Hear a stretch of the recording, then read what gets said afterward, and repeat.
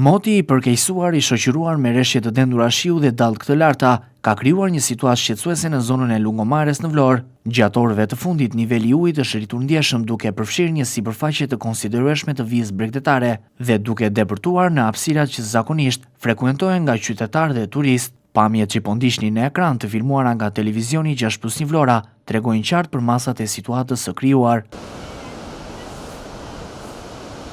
Dallgët e fuqishme, të shoqëruara nga era e fortë dhe rreshjet intensive, kanë avancuar përtej vijës normale të bregut, duke mbuluar pjesë të konsiderueshme të shëtitores dhe zonave përreth saj.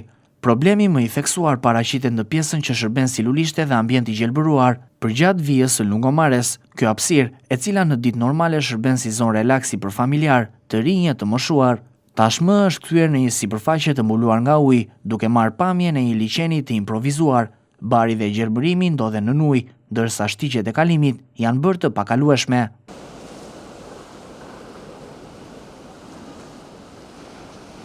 Banorët e zonës shprehen të shqetësuar për përsëritjen e situatave të tilla sa herë që ka përkeqësim të kushteve atmosferike. Ata theksojnë se përtej dëmit të menjëhershëm që shkaktojnë në infrastrukturë dhe gjelbërim, problemet mbeten dhe siguria e kalimtarëve, sidomos në orët kur moti përkeqësohet me shpejtësi. Situata në Lungomare është një tjetër sinjal për nevojën e marrjes së masave afatgjata për mbrojtjen e vijës bregdetare nga erozioni dhe përmbytjet sezonale.